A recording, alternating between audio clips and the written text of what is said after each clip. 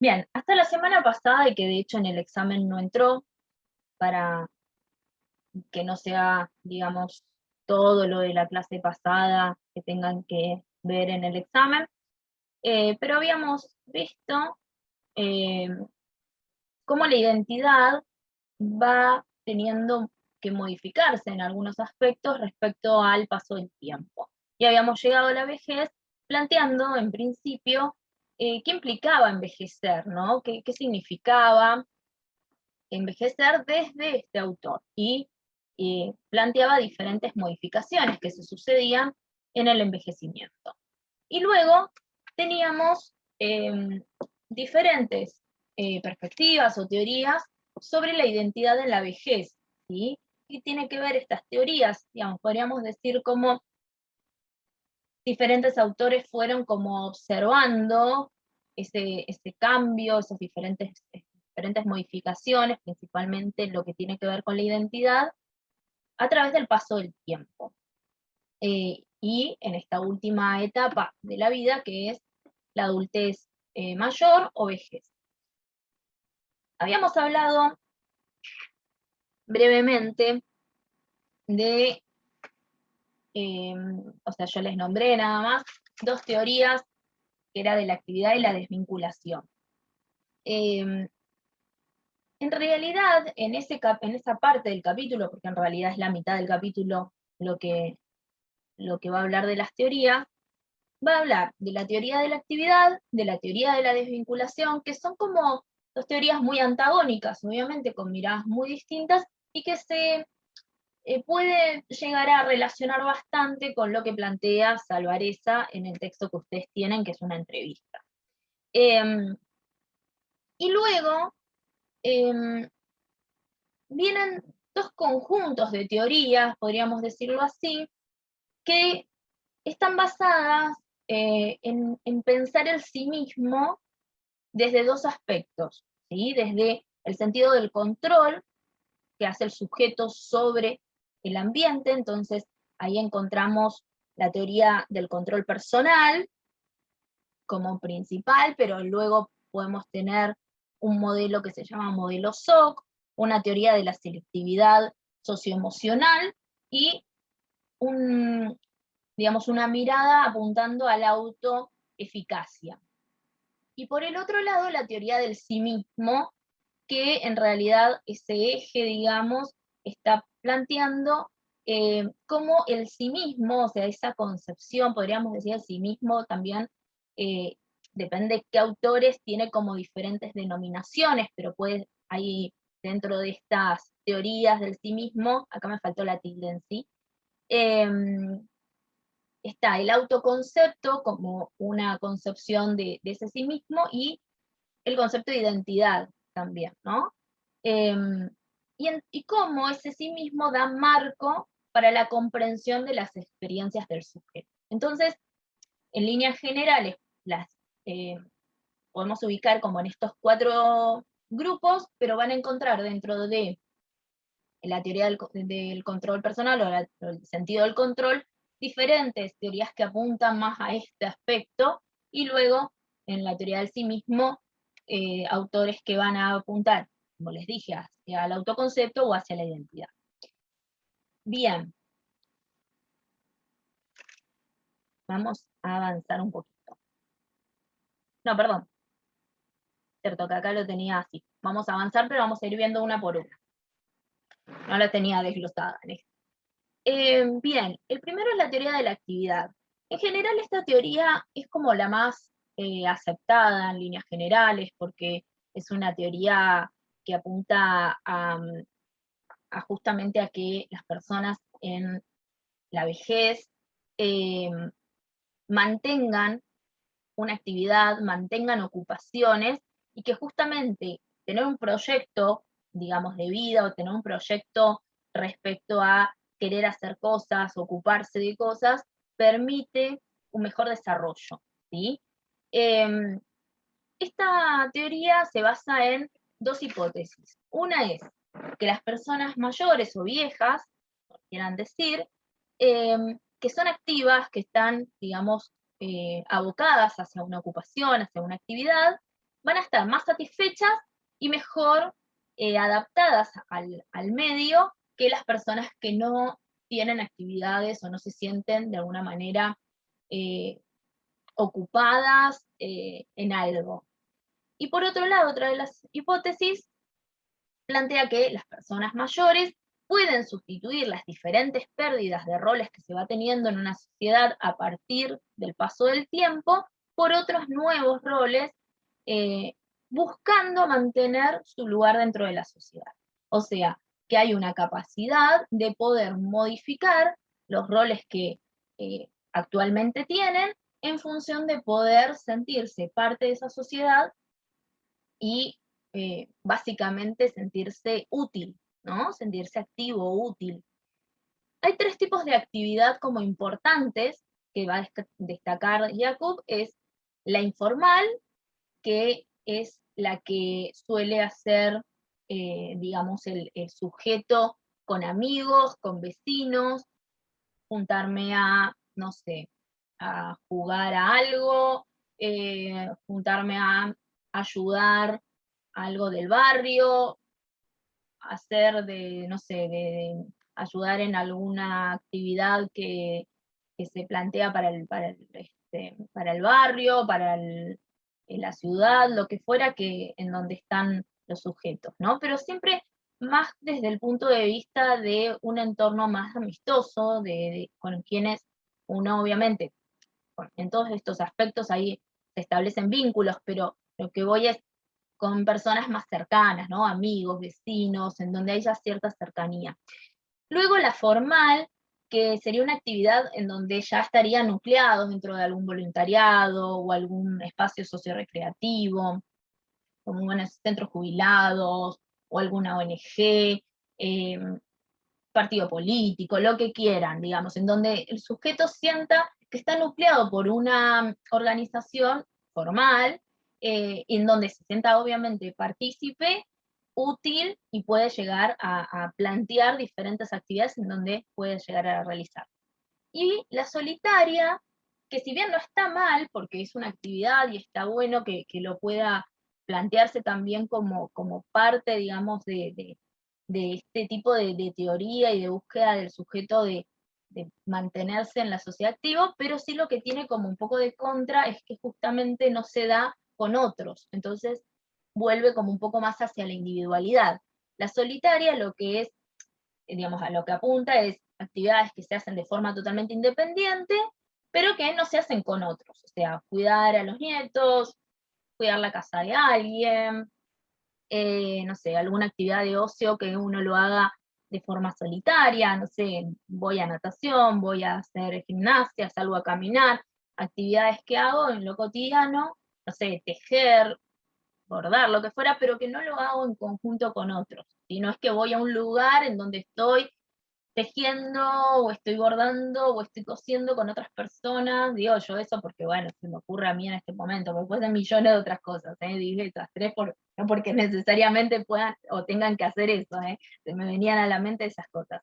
Em, Justo, sabés que estuve hablando con una vecina el fin de semana y me decía que sale a caminar con la vecina enfrente. bueno, Se pero dio el caso que claro, ahí, por justo, ejemplo, sería una actividad informal, ¿no?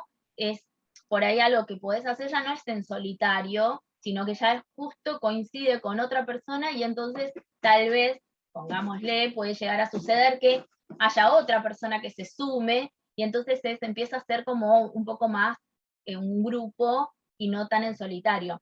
Que está tal bueno cual. eso, ¿no? Por ahí coincidir en actividades o no sé, actividades que nos gusten o que nos parece que son interesantes con otros, porque a mi parecer como que permite eh, mejorar mucho más esta sensación, digamos, de utilidad, de sentirse dentro de la sociedad como una persona que puede todavía aportar cosas si uno está en relación a otros, ¿sí?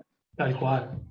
Eh, entonces, de todas estas, justamente esta que sería la actividad informal es la que Jakub y los autores que toma Jakub la ubican como las que son más fortalecedoras. ¿sí? Porque le dan más satisfacción en la vida, porque justamente están hechas con personas que uno tiene un vínculo, que a veces no queda solamente en ese espacio. Por ejemplo, si uno es parte de un, no sé, una sociedad de fomento, de un club, tal vez es un momento en el que los sujetos interactúan y hacen una actividad en conjunto, pero queda en ese espacio reducido.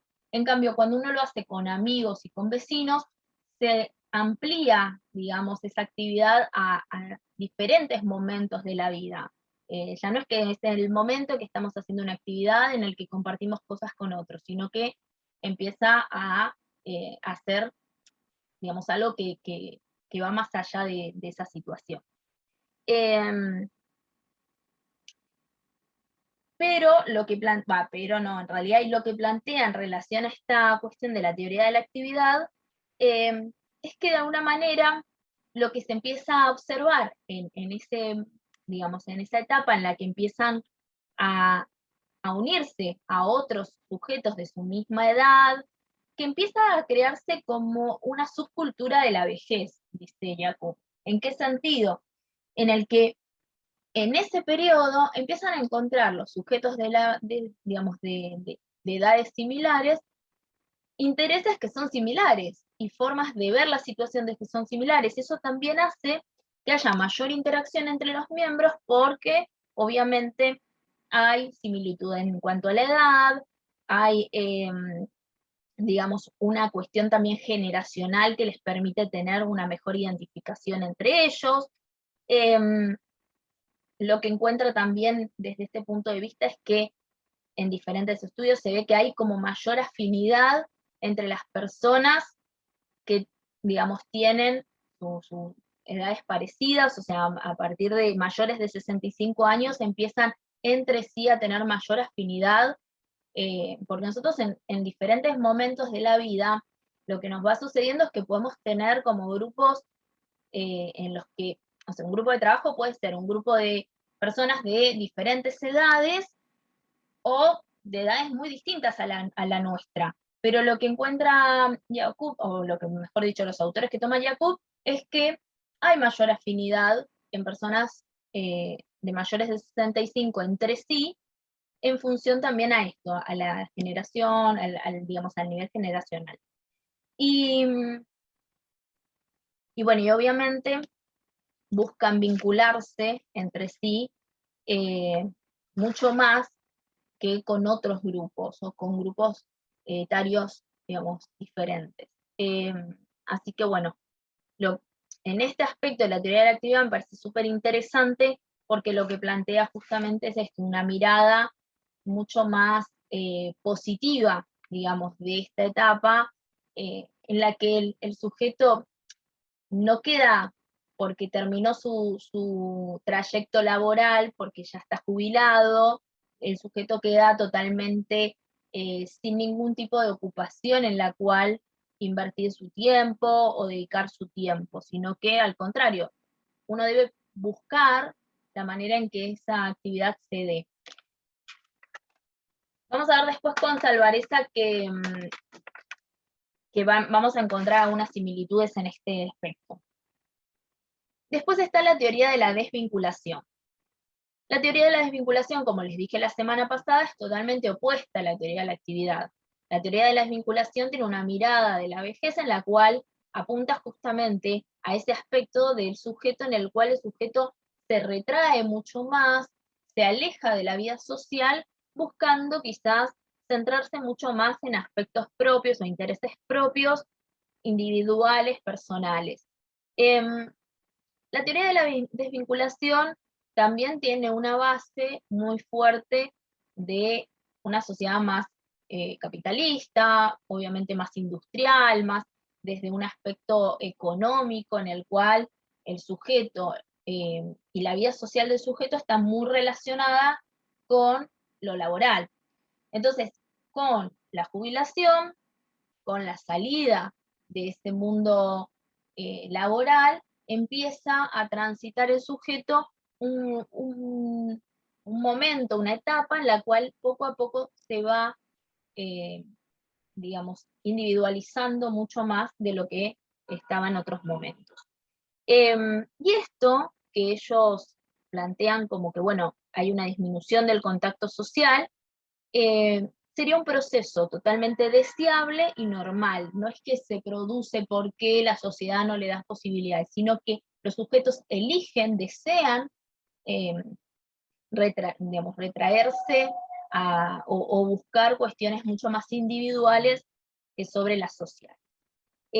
Porque plantean que es algo deseable, porque estarían influyendo tres factores.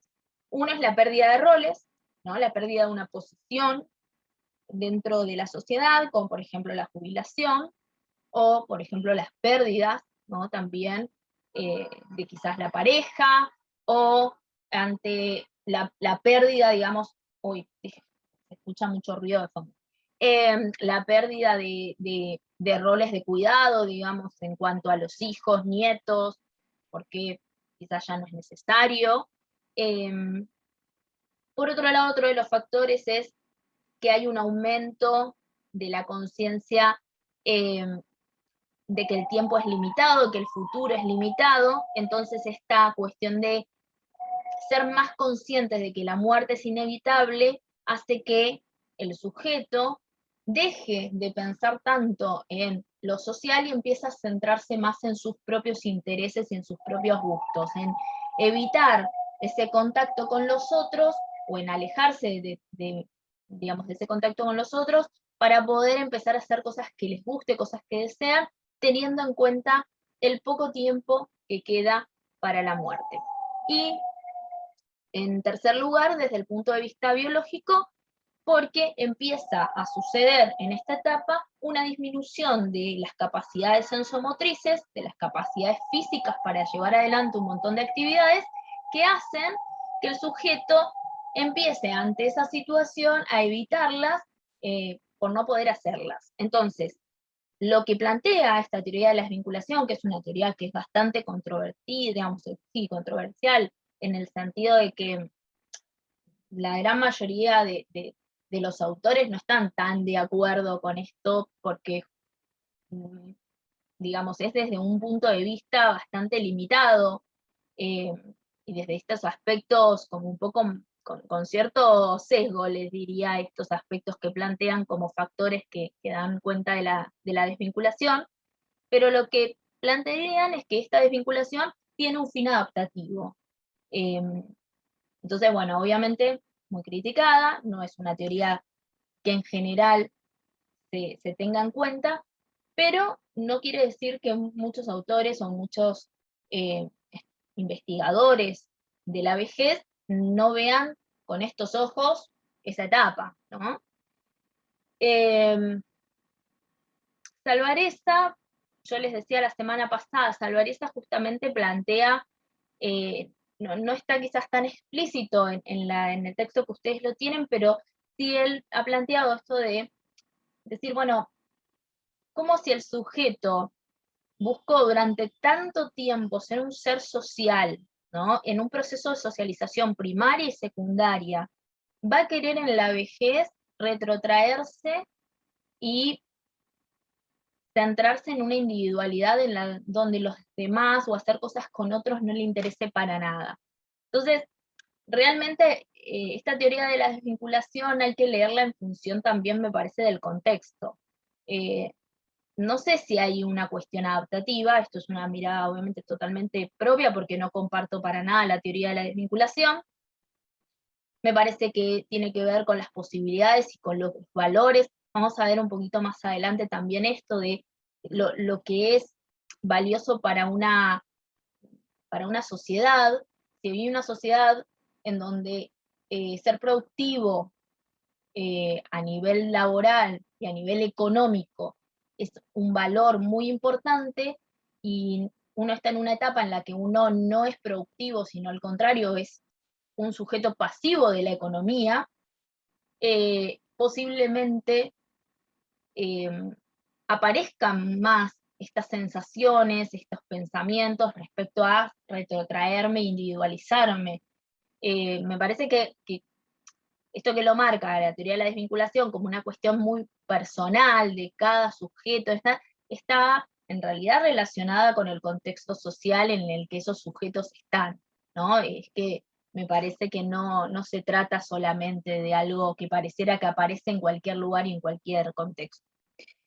Bien, después vendrían estas teorías del control personal y las teorías del sí mismo, que digamos son teorías todas que van a apuntar al sí mismo, a entender ese sí mismo, a cómo el sí mismo se configura y se va armando en relación eh, a la edad, y va a dividir en esos dos aspectos, ¿no? En esto de tratar de tener un sentido de control sobre el ambiente, o, digamos, una cuestión más de una idea de sí mismo como digamos, como base para interpretar las experiencias que tengo.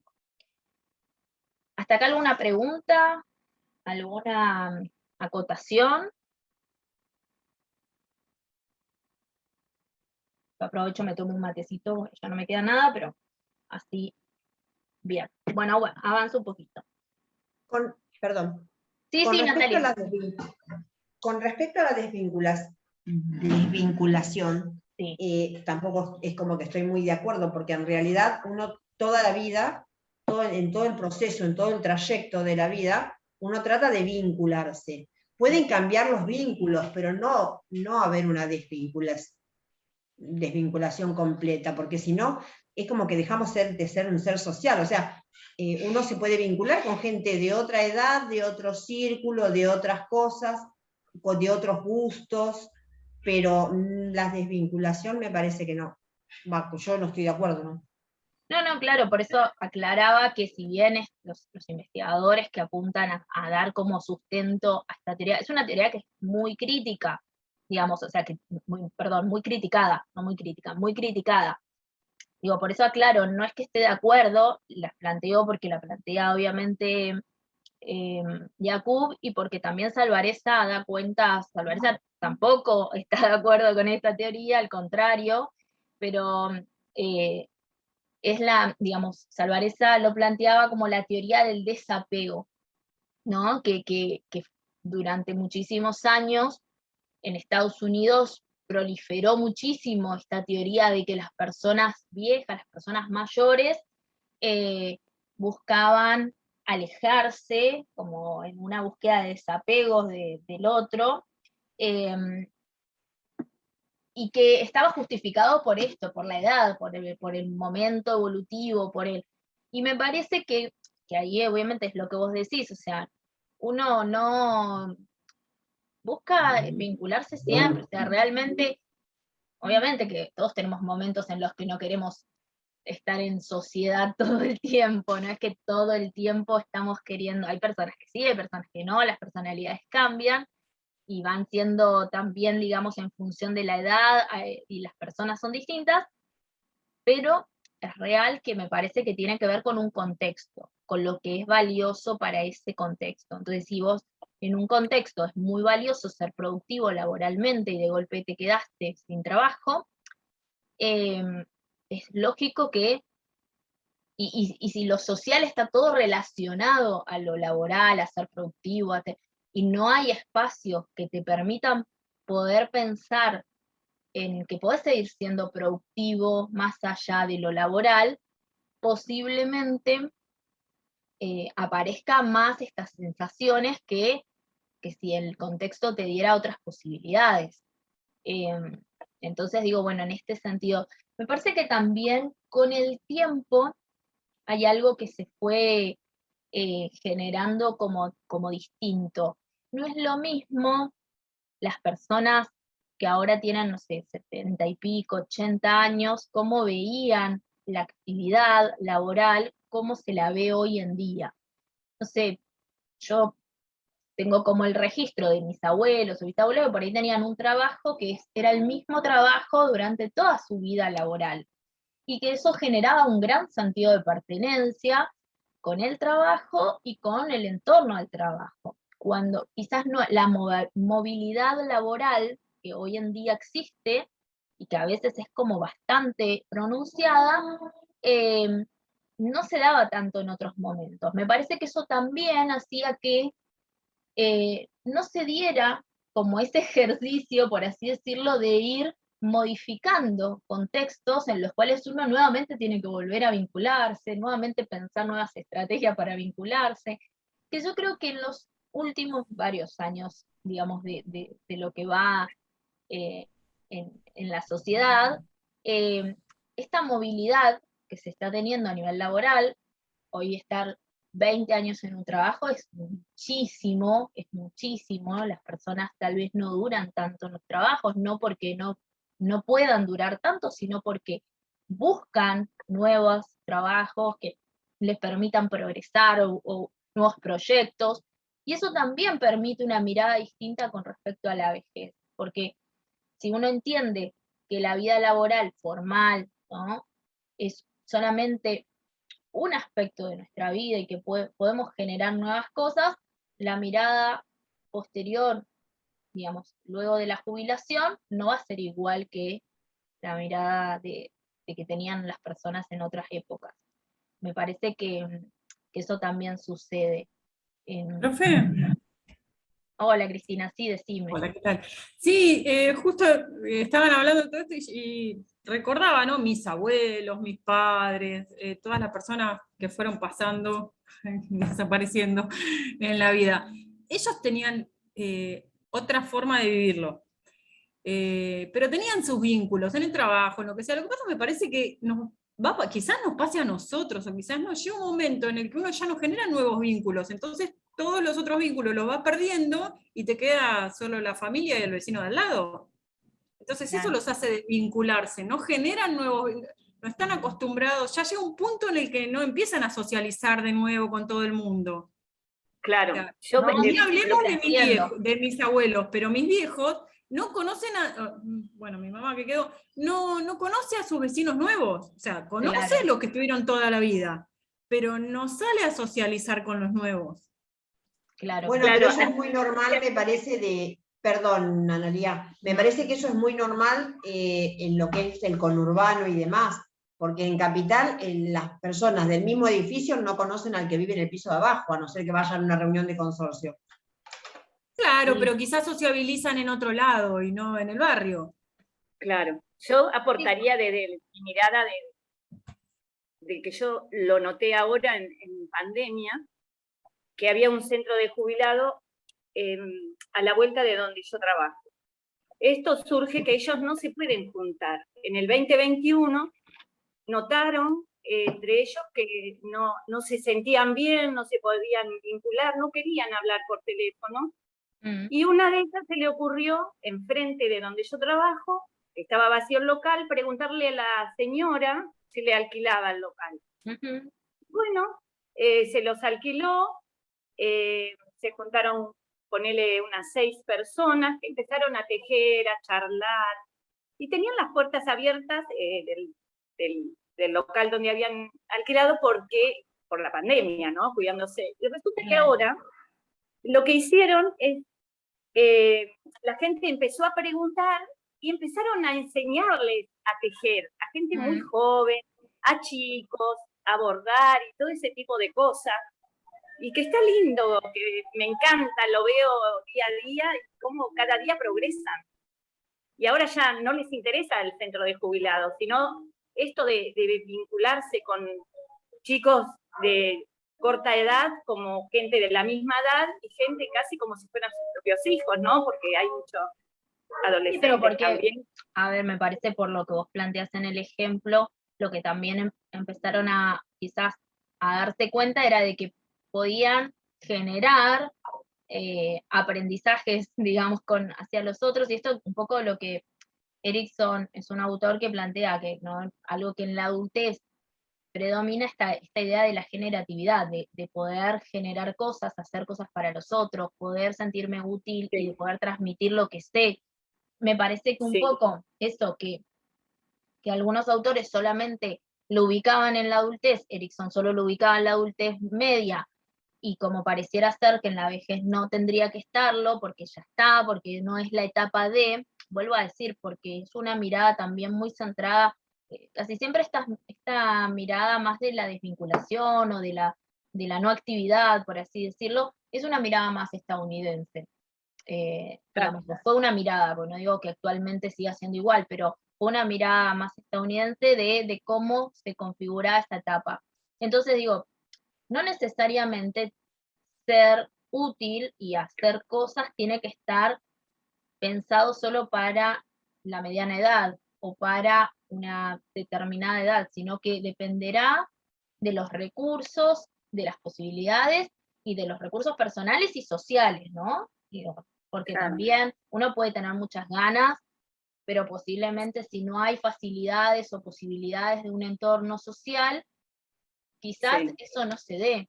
Digo, podrían Claro. haberse juntado 3 personas, pero nunca haberse generado este interés de la Sí. sociedad de decir que me enseñen, si saben y saben hacerlo, que me enseñen a mí que soy más joven, o digo, ¿no? Y eso sí es algo que tiene que generarse como un cambio de mirada a nivel social, dar Sí. lugar e importancia al adulto mayor, como generador de conocimientos, de aprendizajes hacia otras generaciones. Y Claro, eso sí, sí. me parece que es algo que, por eso digo, yo no estoy de acuerdo con la teoría de la desvinculación, pero me parece que tiene que ver con algo que en algunas sociedades predomina por también lo que la sociedad tiene como valores.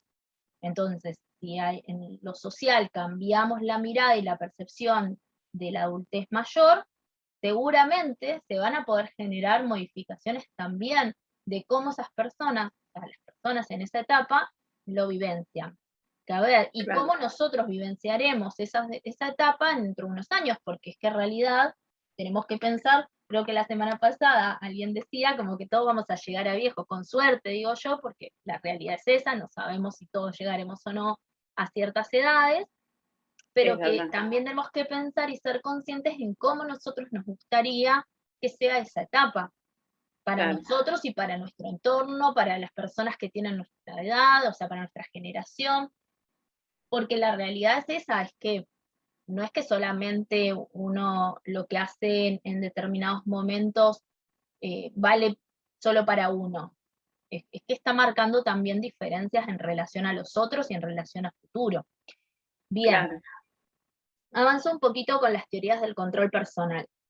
Esta teoría, la teoría del control personal,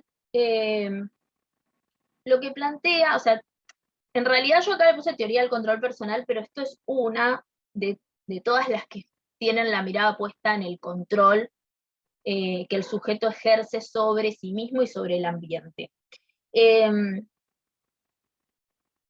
Y lo que apunta, en primer lugar, es en apuntar, digamos, hacia el sentido de la acción, del control sobre ciertos objetivos que tiene el sujeto. Y plantea dos procesos que se van a poner en juego, un proceso primario, que va a referirse al control sobre las conductas, digamos, que uno anhela, que son anheladas, tratando de producir efectos en el mundo externo. O sea, va a haber un control sobre las propias conductas para generar efecto en el mundo externo y llegar y lograr ciertos objetivos que consideramos anhelados o importantes. Y acá en este proceso, que es un proceso primario, no hay tanta modificación de las metas y de los objetivos, sino más bien el objetivo está, digamos, se mantiene, y lo que se hace es buscar recursos y alternativas para modificarlo, o para alcanzarlo, implicando eso modificaciones en el medio. Y luego hay un proceso secundario, que es un proceso en el cual se va a modelar, ya sea los aspectos cognitivos, motivacionales, emocionales, ante ciertas situaciones en las cuales el proceso primario no llegó a ser efectivo, ¿sí? Entonces, este proceso secundario lo que va a implicar es que se readapte o que se modifiquen las metas que tenía el sujeto. Entonces, en primer lugar, en la vejez va a haber una búsqueda de nuevas alternativas. Esto de decir, bueno, quiero lo que contaba la compañera, seguir sintiéndome útil. Bueno, a ver cómo lo puedo hacer. Bueno, me pongo a enseñar a otros cosas que ya sé o que sé, digamos, un poco más que el resto, o que me gustan, o me dedico a actividades de ocio que me interesan y trato de transmitirlo. Eh, Les doy un ejemplo que se me ocurre ahora, ¿no? Pero ¿qué pasa? Cuando eso no alcanza, por algún motivo, y lo que plantea esta teoría es que las pérdidas de control en cuanto a lo cognitivo, lo físico, o sea, cuando ya empieza a haber una cuestión que se incrementa con la edad, digamos, de pérdida de control de uno en cuanto a la situación cognitiva o al proceso cognitivo o a la situación física, digamos, con una persona que tal vez ya no pueda caminar tanto, no pueda estar tanto tiempo sentada o alguna situación que les impida seguir, digamos, haciendo las actividades de la misma forma, llevan a que entonces las metas se cambien y haya como un proceso más secundario, ¿sí? De readaptación de metas. Entonces, lo que hace en ese sentido es ajustar los objetivos a las capacidades que está teniendo en ese momento. Entonces, esta teoría o esta mirada es interesante en este sentido, ¿no? Es decir, bueno, ¿cómo son los procesos? El sujeto puede en algún momento, ante la posibilidad de modificar sus conductas, alcanzar ciertos objetivos, pero cuando el paso del tiempo ya no le permite, lo que hace es modifica sus propias metas. Entonces tal vez los objetivos se reducen, ya quizás, digamos, empieza a ser lo que decía la compañera de por ahí, no hacen nuevas amistades. Bueno, a veces tiene que ver, no porque no quieran, sino porque ya no puedan salir tanto como antes, o si antes podían, qué sé yo, ir a un lugar, entonces y encontrarse con otras personas, ya eso no lo pueden hacer por cuestiones físicas o por cuestiones económicas, o sea, puede haber montones de cuestiones que impidan eso. Entonces ahí se readaptan las metas. Quizás hay otros objetivos que les interesa más, entonces tal vez les interese, ya no hay tanto de hacer nuevas amistades, sino busca, bueno, mantener las amistades que tenía y afianzarla, que esto también otras teorías lo plantean, afianzar esos vínculos. Bien, dentro de esta misma, digamos, este grupo paren que voy a citar a una compañera, este grupo de teorías que apuntan hacia el control, hay autores que plantean este proceso de envejecimiento positivo mediante la aplicación, o sea, poder pensar el envejecimiento como un envejecimiento positivo aplicando la teoría de Piaget en cuanto a la asimilación y la acomodación. Entonces, mediante el uso de la asimilación y la acomodación, se busca, de alguna manera, lograr ciertos objetivos que van a permitir un envejecimiento positivo. Del lado, digamos, de la asimilación, lo que se produce es una persecución de los objetivos de forma tenaz. Quiero esto, y es un poco lo que sería ese proceso primario que hablamos recién, ¿no? Quiero esto, bueno, ¿cómo lo tengo que hacer? Modifico el entorno, busco la manera, y lo consigo mi objetivo. Y del lado de la acomodación sería más un uso, digamos, de reajuste de las metas, un reajuste de los propios recursos para poder lograr ciertos aspectos. ¿Y cuál usamos? ¿Cuándo usamos uno u otro? Lo que dicen los autores es, se activan según las metas, según qué relevancia tenga esa meta para uno, porque si es una meta muy importante, posiblemente haya más asimilación que acomodación, según la percepción del control, digamos, cuánto uno puede controlar de la situación, cuántos recursos tengo para poder, digamos, poner en juego eh, ese objetivo, ¿no? Si es más o menos alcanzable, si tengo los recursos necesarios, y se activan según, digamos, uno u otro, en cuanto a, él dice, bueno, como significados paliativos. O sea, en ese sentido, muchas veces se activan mucho más los aspectos de acomodación, digamos, de ajustar metas, cuando permite de alguna manera tratar de compensar algunas dificultades o pérdidas de recursos que quizás en otro momento se tenía. Y lo que plantea este proceso, que un poco tiene relación y es bastante parecido, digamos, a lo que veníamos diciendo del proceso primario y secundario, es que permite que se pueda hacer como un relevamiento de objetivos, de deseos, ver qué recursos se tienen, poder hacer una revisión de objetivos y de deseos en función también a otros momentos, y poder modificarlos, ¿sí? Cuando sea necesario, modificarlos por aquellos más compatibles para este momento de la vida, ¿no? Para lo que dice el texto es más compatibles con las habilidades actuales.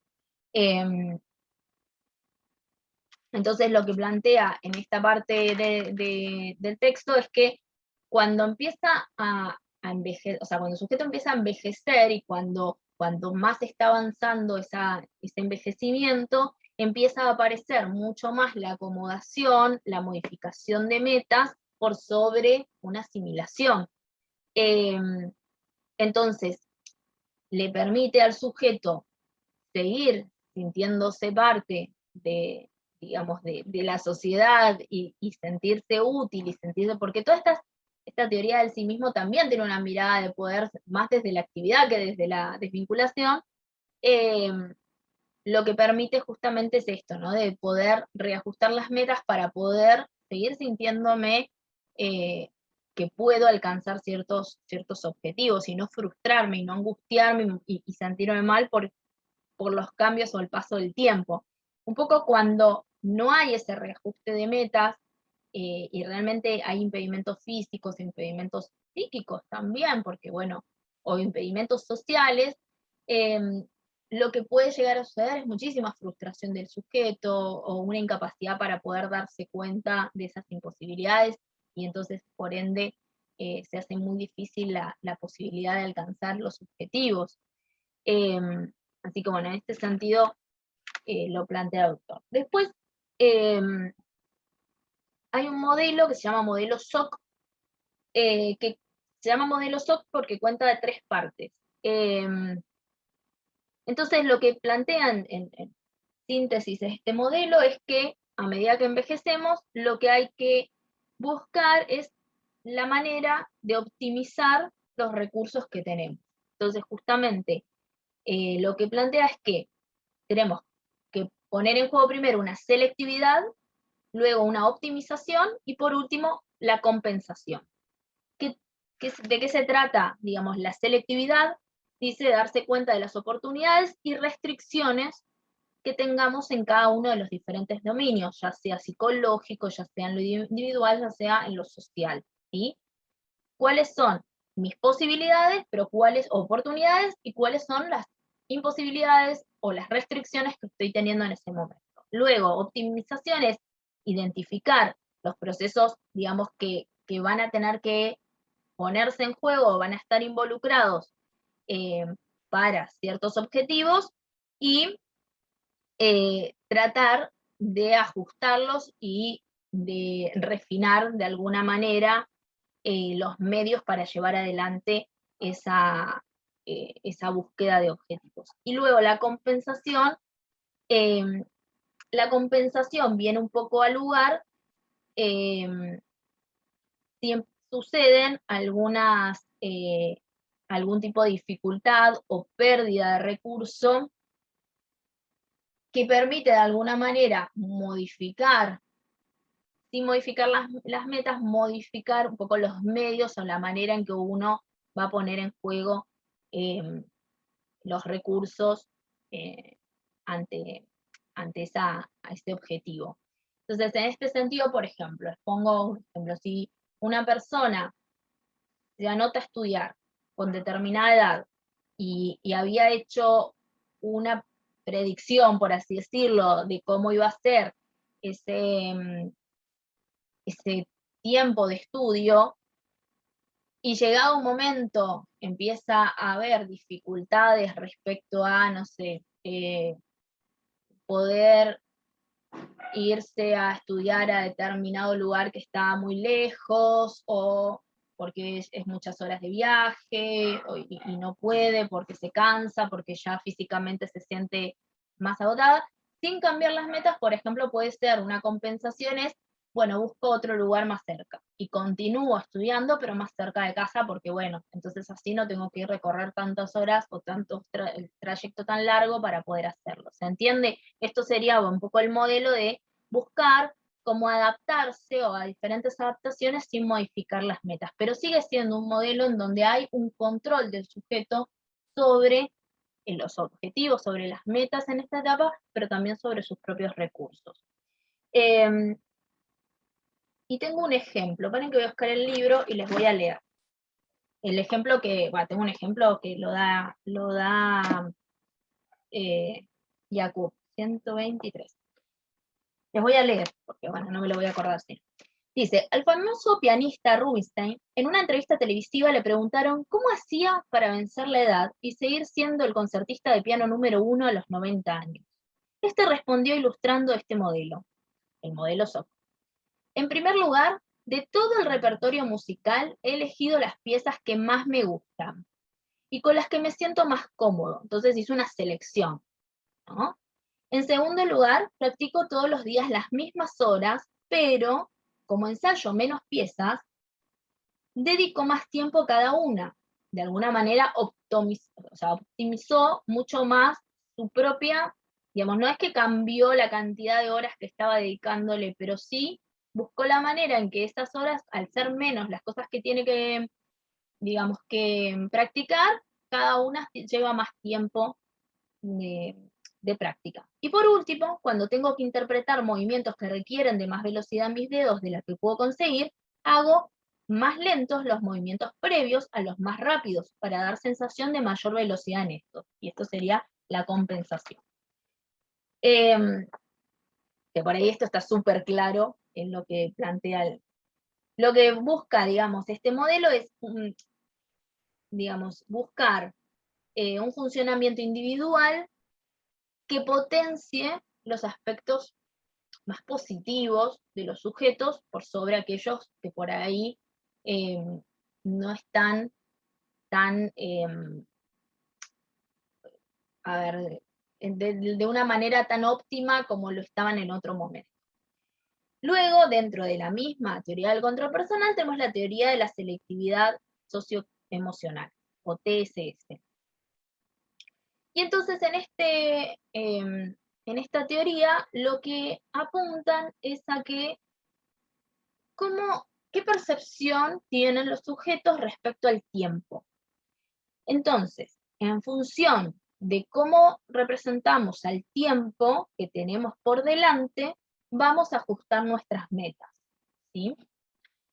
Entonces, si tenemos un tiempo más centrado en lo cronológico abierto, o sea, bueno, tengo mucho tiempo, las metas van a estar más relacionadas a metas de futuro y a metas de búsqueda de información, ¿sí? Por ejemplo, si yo siento que tengo mucho tiempo, tal vez me anoto en una carrera universitaria, o me anote a terminar el secundario pensando en después anotarme en una carrera universitaria. Ahora bien, si el tiempo lo percibo, lo represento más acotado, más de, uy, no, pero es que tengo poco tiempo para vivir, las metas son más metas emocionales, ¿sí? Entonces, Jakub plantea que ante esta situación, lo que hay, digamos, o lo que sostiene, digamos, esta teoría de selectividad socioemocional, van a ser como tres motivos sociales. Por un lado es la regulación emocional, el desarrollo y mantenimiento del autoconcepto y la búsqueda de información. La búsqueda de información que está más asociada a, y esta cuestión del desarrollo y mantenimiento del autoconcepto y digamos, de de ampliar mi autoconcepto, están más relacionadas con una mirada de un tiempo cronológico abierto. Ahora, la regulación emocional empieza a cobrar muchísima más, perdón la molestia acá, mi gato, empieza a cobrar mucho más fuerza en la vejez, y empieza, digamos, a buscarse objetivos que se centren más en estos aspectos, ¿no? En metas emocionales, en buscar adquirir mayor satisfacción emocional. Entonces, de diferentes maneras, los sujetos en la vejez, desde este punto de vista, lo que hacen es apuntar a lograr un equilibrio emocional mayor. A veces eso puede llevar a una mayor selectividad en las amistades o en las personas que lo rodean para poder sentirse, quizás aumentar la calidad por sobre la cantidad, ¿no? Entonces, apareciendo tal vez mayor selectividad en la interacción. Ahí podríamos decir que podría explicar también esto de por qué disminuye la vida social de las personas en la vejez. Bueno, tal vez tenga que ver, que no es que ha disminuido solamente en cantidad, a veces no tiene que ver con que las personas no hagan nuevas amistades, sino que también con el paso del tiempo las amistades se van perdiendo por diferentes motivos. Pero lo que se ve también es que apuntan más a que esos vínculos sean vínculos más equilibrados, vínculos que sean de alguna manera les den mayor satisfacción, ¿no? Entonces acercarse más hacia personas que le den satisfacción, que tengan ganas de compartir y no simplemente estar por estar con un montón de personas si no se sienten contentos. Bueno, diferentes formas. ¿Hay alguien que tiene el micrófono prendido? Si por favor lo puede revisar. Yo no llego a ver quién es. Ah, me parece que es Julio. No sé si querés hacer una pregunta, Julio. Ah, no, ella. Por ahí querías. Ahí listo. Ah, estabas, David, pensé que no estabas. Bien. Y dentro de esto, digamos, es como que la teoría del control personal, o sea, en realidad la teoría del control personal es como una de las teorías, pero digo, desde esta mirada más del control personal, de cómo los sujetos buscan ese control personal, tenemos como diferentes formas o diferentes investigaciones. Y otra de ellas es la autoeficacia, digamos, una lectura de esta etapa desde la mirada de la autoeficacia. Se basa en Bandura, en este autor, y la autoeficacia la tienen en cuenta como la estimación de cómo el sujeto se adapta a la vejez, ¿sí?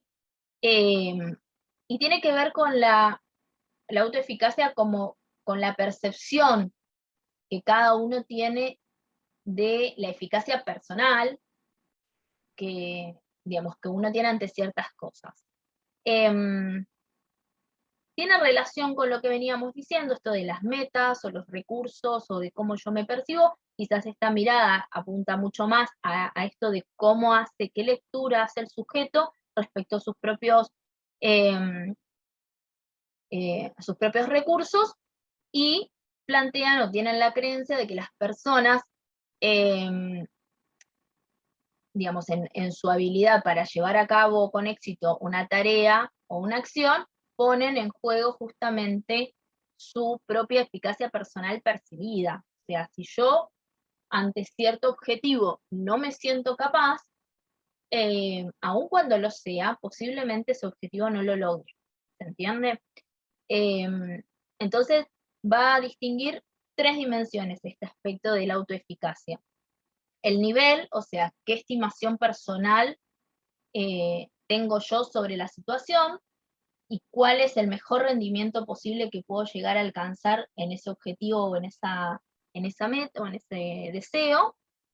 La fuerza, o sea, qué confianza, no solo la eficacia que tengo, la autoeficacia es como, bueno, lo que realmente puedo hacer, pero también está la autoconfianza, o sea, lo que yo deseo y creo que puedo hacer. Entonces, en función de cuál es la confianza que tengo sobre mis propios recursos, y otra dimensión es la generalidad, o sea, soy eficaz para algunas cosas, soy eficaz en ciertas situaciones, esa variación que puedo llegar a tener, o soy eficaz en cualquier cosa y me adapto rápidamente a cualquier situación y rápidamente puedo modificar. ¿Qué pasa en la vejez? Lo que nos encontramos en que empieza a haber en la autoeficacia y en la autoconfianza algunas modificaciones. Con el paso del tiempo empezamos a tener como ciertas modificaciones real, físicas, cognitivas, psíquicas, que hacen que, digamos, esa percepción que tengamos sobre nuestra propia eficacia varíe. Entonces, ante esta situación, plantea el texto como ciertas estrategias como de afrontamiento también al envejecimiento, que son esfuerzos cognitivos y afectivos orientados a manejar las demandas internas y ambientales que ponen a prueba o exceden los recursos personales. Entonces, ¿qué sucede cuando yo me siento que no soy eficaz para poder resolver? Bueno, puedo, digamos, sentirme mal y deprimirme, o puedo poner en juego una estrategia de afrontamiento, o sea, tratar de hacer ciertos esfuerzos cognitivos o afectivos para poder llevar adelante ese cambio respecto a, o esa dificultad que yo autopercibo respecto a mi eficacia. Bien. ¿Qué permiten las metas de afrontamiento? Por un lado, poder resolver situaciones problemáticas, poder lograr un balance emocional en los sujetos, proteger la autoestima, porque básicamente si yo afronto esa situación y modifico la situación para poder sentirme eficaz, estoy apuntando hacia mi autoconfianza y hacia mi autoestima, y lo que dice obviamente es preservo una imagen de sí mismo más satisfactoria. Permite el afrontamiento también sostener relaciones sociales y prepararse para futuras situaciones críticas, porque lo que plantea como estas teorías es como decir, bueno, ajustar, digamos, y afrontarse a esas situaciones en las cuales puedo sentirme que no soy eficaz, me permite poder armarme como cierta base para una situación más compleja a futuro. Hay diferentes tipos de afrontamiento. Un enfrentamiento que está abocado al problema, a la situación que me genera la dificultad para alcanzar alguna meta en esa etapa. Afrontamiento abocado más hacia el lado de la emoción, o de la sensación. Y afrontamientos de tipo, digamos, evitativo, que en realidad ahí es un pseudo enfrentamiento, porque lo que se hace es evitar las situaciones que nos genera algún tipo de confrontación con nuestra imposibilidad de poner en juego el recurso, o es como, bueno, evito la situación en la cual yo me puedo llegar a sentir poco eficaz. ¿Sí? Es como un pseudo enfrentamiento. Bien. Ahora, nos quedan dos cositas de la teoría, o sea, de lo que plantea esta teoría del sí mismo. La teoría del sí mismo es un conjunto de teorías que van a poner como el eje o el foco en cómo el sujeto negocia estos mecanismos o estos desafíos, digamos, del sí mismo y de cómo yo me autopercibo, por así decirlo, en relación al sí mismo, y cómo organizo en función de esa autopercepción mis propias experiencias. Entonces, lo que plantean estas teorías es que va a haber como, a partir de esta idea o esta concepción del sí mismo, una forma de interpretar o de leer las experiencias que voy vivenciando en mi entorno. Bueno, ya mi gato está un poco molesto, perdón.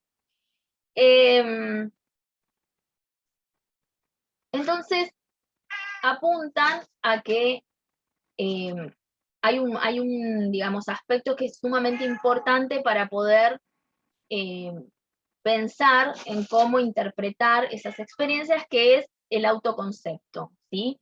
El autoconcepto sería la propia concepción del funcionamiento de uno. Un poco lo que decía esto de la autoeficacia. Y ese autoconcepto es un constructo social, dice los autores que cita Jakub, porque, a ver, el autoconcepto está muy relacionado también con lo esperado por el medio, por el entorno. Entonces, como constructo social es un conjunto de estructuras interpretativas que van a dar coherencia a la experiencia. ¿Se acuerdan que cuando comencé a hablar de Jakub, hablábamos esto de, de la narrativa, de lo lingüístico, de algo que parecía ser que permitía, enlazado con la memoria, darle sentido a aquello que aparecía, digamos, en la experiencia de cada uno, un poco sin orden, ¿no? Bueno, la vida va apareciendo situaciones y uno le va dando como ese orden. El autoconcepto buscaría un poco esto, ¿no? Darle como esa coherencia a la experiencia.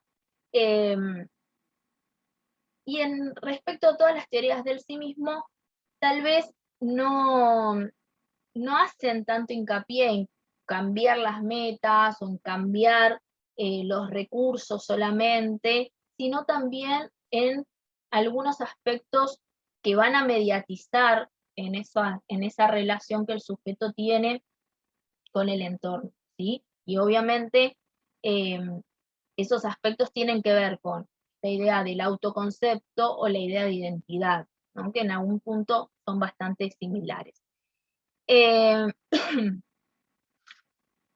Este concepto, valga la redundancia, porque es el autoconcepto, lo que plantea o subyace es el aspecto del autoesquema que tenemos en cada uno, digamos, de todo autoconcepto de cómo nosotros nos sentimos y nos conceptualizamos y cómo interpretamos quiénes somos y cómo interpretamos nuestro entorno, subyace la idea del autoesquema, ¿sí?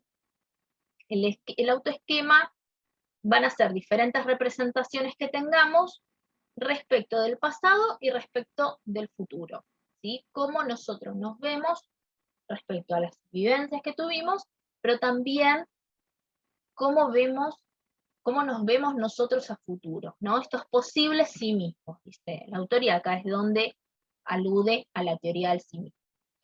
Entonces, esos posibles sí mismos, acá hace bastante hincapié cuando lo lean, ténganlo en cuenta, en estos posibles sí mismos, va a decir que son imágenes y concepciones de cada uno del sí mismo, que el sujeto desearía tener. ¿Por qué? Porque va a ser más hincapié en los posibles sí mismos del futuro.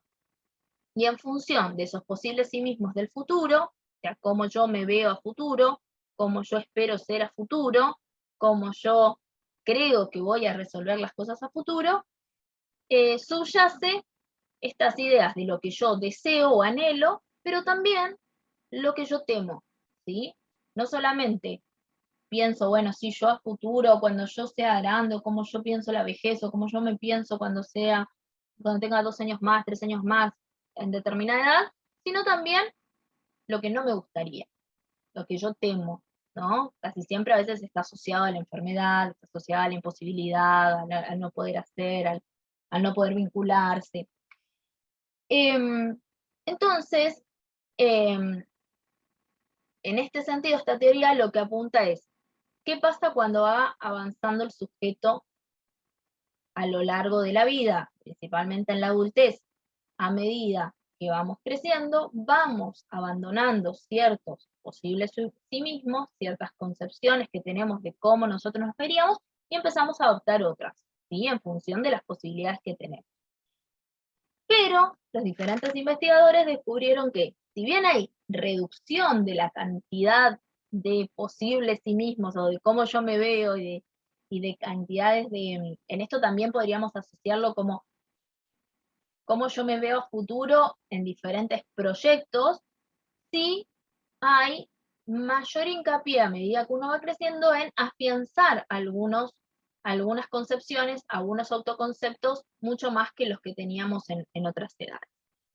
Y acá, en esta teoría del sí mismo, me parece que hay algo como interesante, que plantea que este sí mismo a futuro, estos posibles sí mismos a futuros, tienen dos formas de aparecer. Digamos. Uno es que el sí mismo más ideal, que está más asociado a lo que tiene que ver con los valores sociales, y el sí mismo esperado, que es un poco más asociado a los valores o a los intereses personales. ¿Qué pasa cuando hay en la vejez una diferencia en mi sí mismo, o sea, lo que yo me autopercibo o mi autoconcepto o mi autoesquema, como le quieran decir, actual en esa etapa de la vejez, si es muy distinto y muy diferente del sí mismo ideal, ¿no? Este que está construido socialmente. Bueno, pueden aparecer situaciones de ansiedad, de miedo, de sensaciones de amenaza. Siempre hay como una sensación en esta etapa de que hay mucha diferencia, de miedo a ser como castigados o no haber cumplido lo que esperaba la sociedad.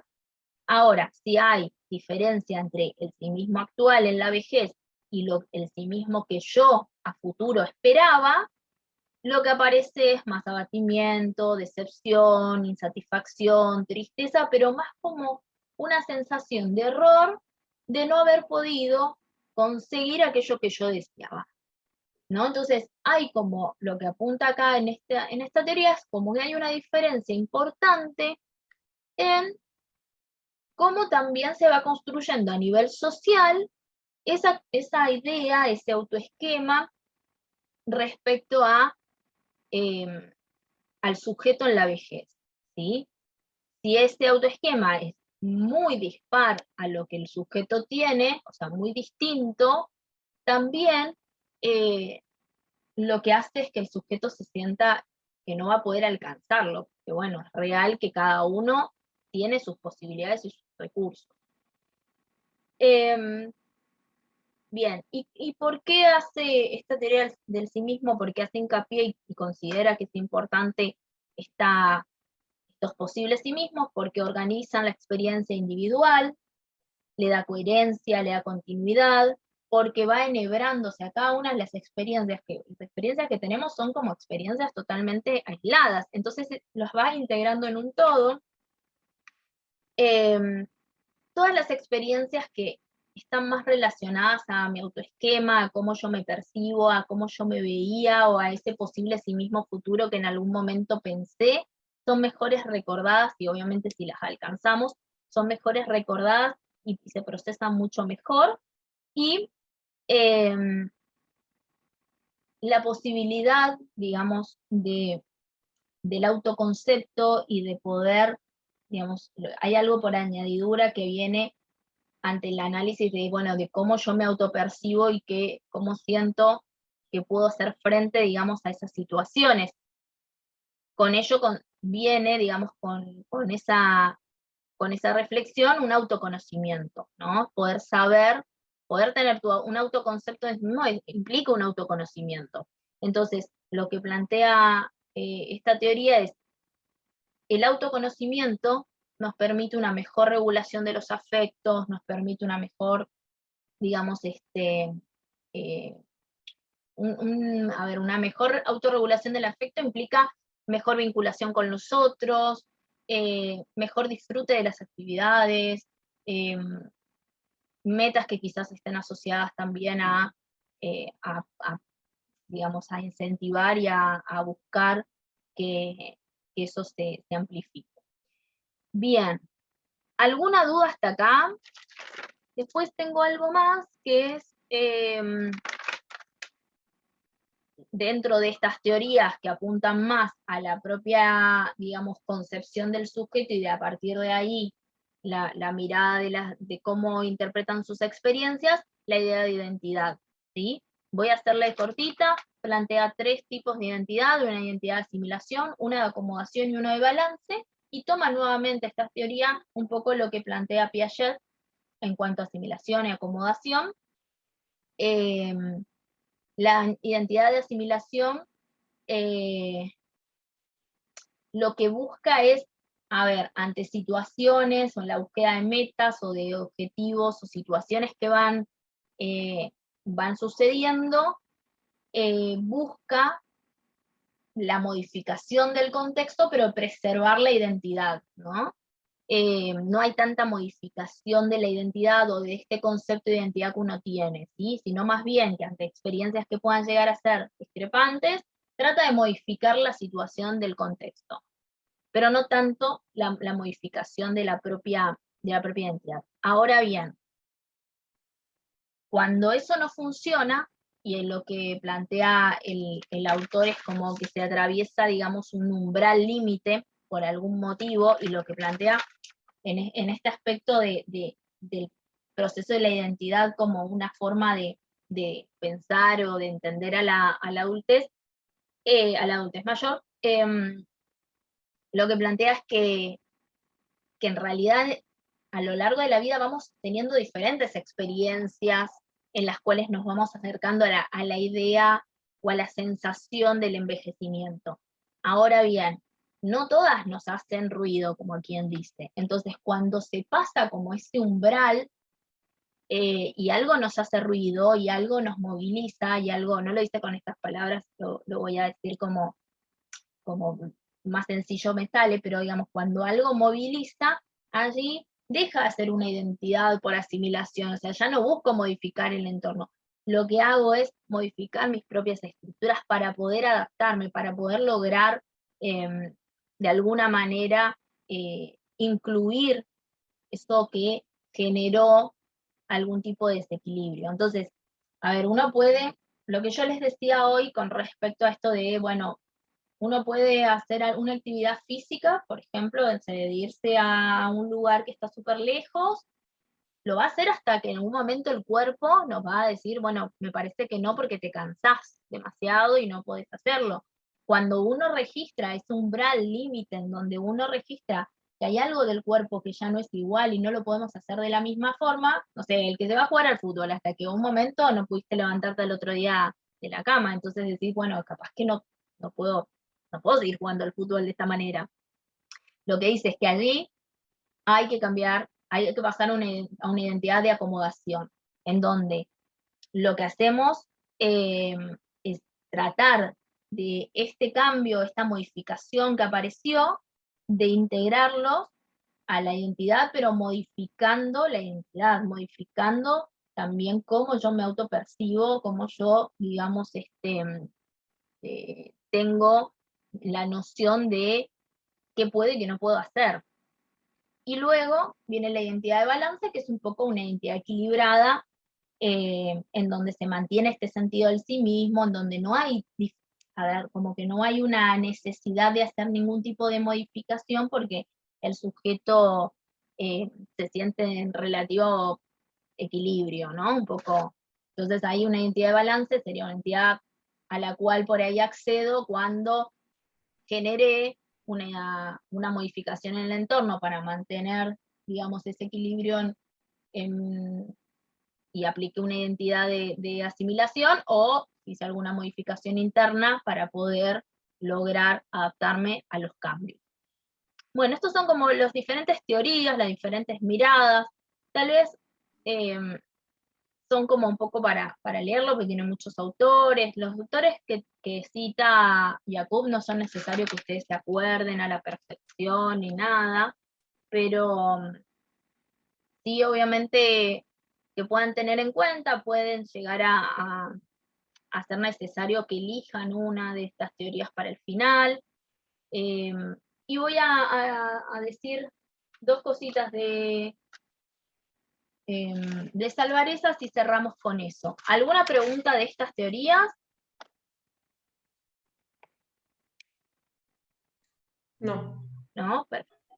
Bueno, voy 2 minutos a Salvareza. En realidad, voy a volver antes de ir a Salvareza a la frase que les había dicho, que un poco cobra sentido cuando terminamos de ver Jacob, esto de que la vida no es lo que uno vivió, sino lo que uno recuerda y cómo lo recuerda para contarla. Justamente como el papel de la memoria, el papel de la narrativa, el papel de estos conceptos que diferentes autores fueron como tomando conceptos distintos, pero identidad, autoconcepto, autoesquema, son todos conceptos que por ahí son diferentes, pero en definitiva van apuntando hacia lo mismo, ¿no? Hacia algún sentido de unidad, de coherencia que necesitamos para poder ir procesando esos cambios, porque lo que sucede en la vejez es eso, que va a ser una etapa de muchísimos cambios, como lo fue la adolescencia, en donde también pensamos que la identidad ahí estuvo en jaque y tuvo que volver a verse. Tal vez la adultez mayor lo que tiene es que no es tan mirada como lo fue la adolescencia y lo es la adolescencia. Entonces, por eso quizás no encontramos tantos contenidos respecto a la vejez, pero también es un momento de muchísimos cambios, de cambios que son más complejos tal vez que los que vivimos en la adolescencia, porque hay pérdidas físicas, psicológicas, pérdidas, digo, física en cuanto a la actividad física, pero también física en cuanto a vínculos. Entonces, me parece interesante y necesitamos un poco esta mirada de integridad, que diría Erickson, ¿no? De poder sentir de alguna manera una integridad, poder sentir que uno más allá del tiempo hay algo que conserva, más allá de los cambios hay algo que conserva, y que eso que conserva es valorado. Por eso apunto a que lo social repercute muchísimo, porque no es lo mismo si en una sociedad no tenemos lugar y no somos valorados, que si lo somos. Seguramente nuestra autopercepción, nuestra mirada hacia nosotros, nuestra identidad va a tener otro peso. Bien, ¿y qué dice Salvarezza? Voy a decirle conceptos así como importantes a tener en cuenta. El texto es fácil, es una entrevista y es muy fácil para leerlo. Primero, entender esa diferenciación que hace Salvarezza respecto a que vejez no es igual que enfermedad. Me parece que es fundamental poder tener claro eso cuando ustedes hablen de Salvarezza, plantear que la vejez no es igual a la enfermedad, o a enfermedad, que a veces desde una mirada de un modelo médico se tiende a confundir y a pensar que el mismo deterioro físico, digamos, lógico y normal que vamos a tener todos en la vejez es enfermedad. En realidad no, y esto está basado, digamos, en un prejuicio, digamos, en donde él dice que el prejuicio, digamos, hace que se construya un concepto que él denomina, bueno, en realidad lo toma de otro autor, pero que es el concepto de viejismo, que es el cúmulo de actitudes negativas, pasivas o activas, hacia las personas viejas. Que obviamente que allí contempla prejuicios, contempla estereotipos y contempla también la discriminación hacia las personas. O sea, viejismo engloba todo esto, prejuicios, estereotipos y discriminación. En este concepto de viejismo podemos entender algunas frases como pensar que las personas viejas son enfermas, pensar que decir una persona es vieja, cuando uno dice algo viejo siempre pareciera ser que tiene esa connotación negativa. Vieron que hasta está la frase de viejos son los trapos, porque uno dice vejez, o dice viejo y pareciera ser como algo que no quiero, que rechazo, porque no sirve, porque digo, no hablo de las personas solamente en general, ¿no? Digo, las cosas, los objetos. Y entonces, eso hace también que hacia las personas uno tenga una concepción totalmente negativa. Pensar que las personas viejas son discapacitados, o son seniles, son asexuados. Y esto ya no tenemos tanto como para poder hablar, pero me parece importantísimo, porque eso también tiene que ver con estereotipos. Pensar que las personas, los adultos mayores, las personas viejas, no tienen sexualidad. Puede tener una sexualidad diferente a la sexualidad que podamos tener en la juventud, pero eso no quiere decir que no tengamos sexualidad, ¿sí? Digo, una de las compañeras la semana pasada planteaba esto de, bueno, no sé, el doctor Conmillot, que tuvo un hijo a sus, no sé, creo que tiene 80 y pico de años, ¿no? 82 me parece que tiene. Entonces, como, ¿no? ¿Cómo? ¿No? Y, a ver, como uno y aun cuando es hombre, que la mirada es como bastante suave a veces para algunas cosas, así todo, hay como un prejuicio, y hay como, bueno, eso no, ¿cómo puede ser? Eh, y lo mismo la mujer, si por ejemplo por diferentes motivos lo tuvo a los 50, o hay casos de mujeres de más de 50 años que han tenido hijos con algún tipo de procedimiento, digamos, de fertilización, y hay como una mirada ante estas situaciones como, bueno, bastante negativa, ¿no? De que la vejez y la sexualidad no están en conjunto, no van de la mano, no existen, eh, y son asexuados, ¿no? Ese es el prejuicio. Bueno, entonces plantea Salvarezza de dónde, digamos, cuál es la raíz de este prejuicio, y obviamente que se basa en este concepto de salud y enfermedad, en esta dificultad también de poder entender qué es salud y qué es enfermedad, porque, a ver, si bien uno tiene un concepto que la Organización Mundial de la Salud plantea de qué es salud, la salud, a ver, también es un relativo estado, digamos, es esto. Y depende mucho del contexto, de qué es salud para uno y qué es salud para el otro en función del contexto.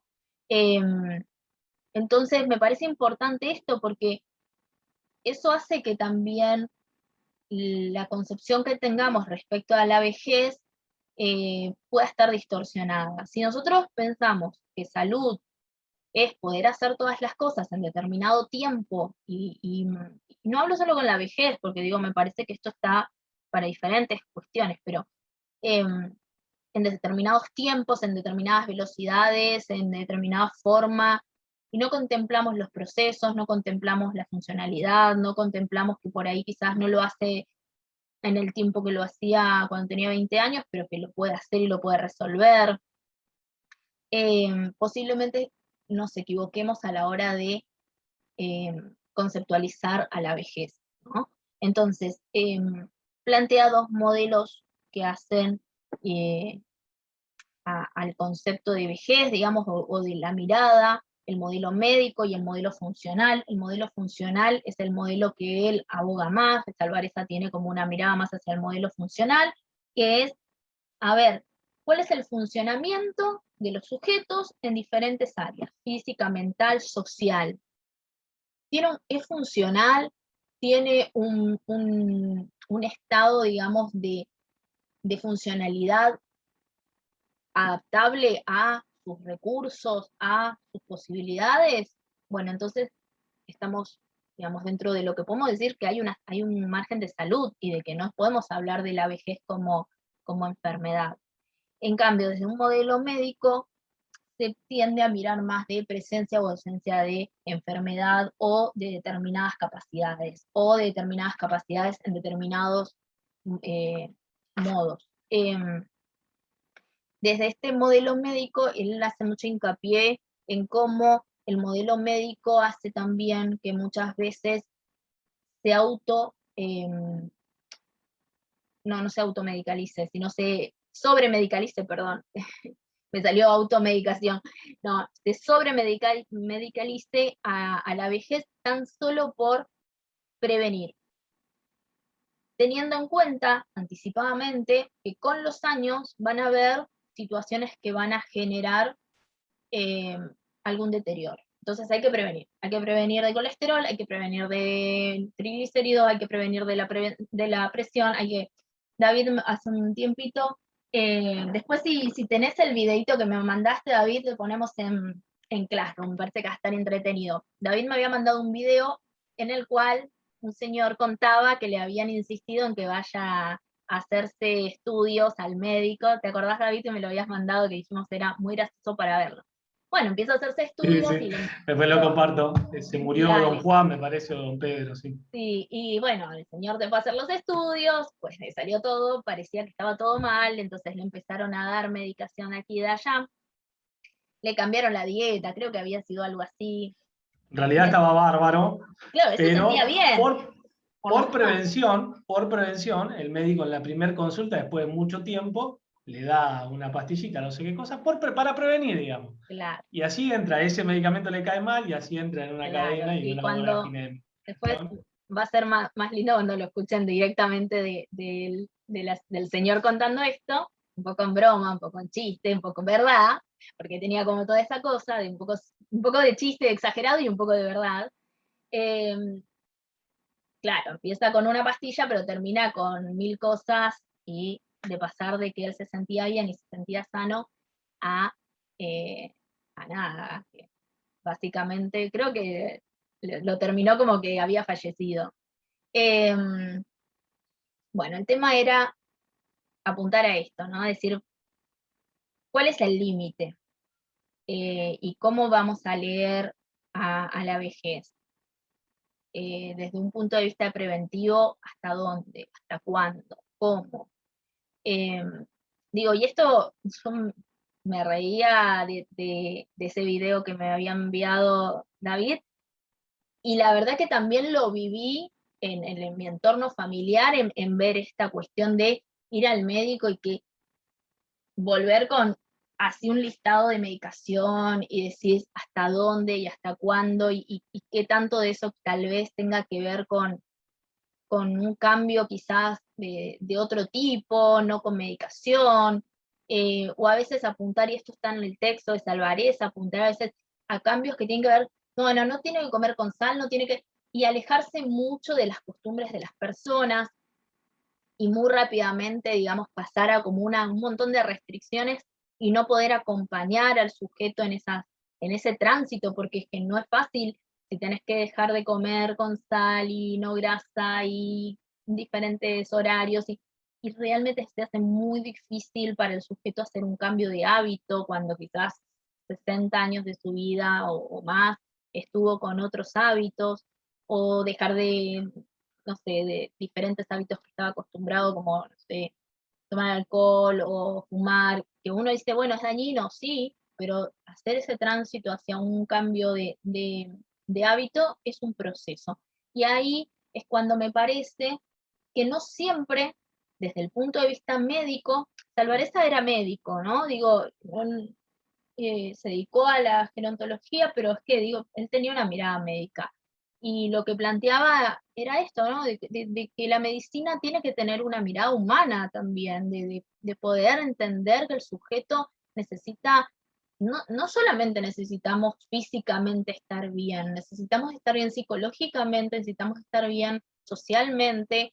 Si nosotros llenamos de prohibiciones a los sujetos, eso hace que también quizás su vida social se vea perjudicada, se sienta frustrado porque no lo puede cumplir. Hay un montón de situaciones que, a ver, ni hablar de la situación económica que a veces pueda llegar a tener un sujeto. Sabemos que no es lo mismo comer desde digamos, una dieta nutricional balanceada con determinados productos que alguien que por ahí no tiene los recursos y tiene que comer lo que puede. Entonces esas cuestiones son las que plantea, que me parece que es importante. Desde trabajo social siempre tienen esta mirada muy social, fuerte y atravesada, digamos, a la hora de mirar las diferentes situaciones. Me parece interesante tener en cuenta esto, cómo lo social repercute también nuestra propia concepción de qué, de cómo nos sentimos y de cómo configuramos nuestra identidad. Y en relación a eso plantea dos tipos de iatrogenia. La iatrogenia siempre está pensada como, bueno, este daño que puede llegar a generar algo relacionado a la medicina. La iatrogenia directa es una iatrogenia que se produce directamente por la consecuencia de alguna práctica médica, ¿no? Es como, bueno, me dieron una pastilla y me cayó mal el estómago. Perfecto, eso es una iatrogenia directa, que puede ser reversible o irreversible, dependiendo. Pero después está una iatrogenia estructural, que es la que un poco decíamos con este videito, se veía esto de la prevención, o esto de incitar a una salud totalmente exagerada y alejada de las posibilidades de que el sujeto llegue. Y eso no solo le pasa a las personas en la vejez, sino que nos pasa a todas las personas en esta cuestión exagerada de mantener como cierta cuestión de la salud, ¿no? De una cuestión de lo sano que a veces caemos en cuentos comerciales, ¿no? De que sí es sano, pero en realidad cuando lo empezás a leer la letra chica no era nada, para nada sano. Pero bueno, esta cuestión de apuntar en esa iatrogenia estructural hacia,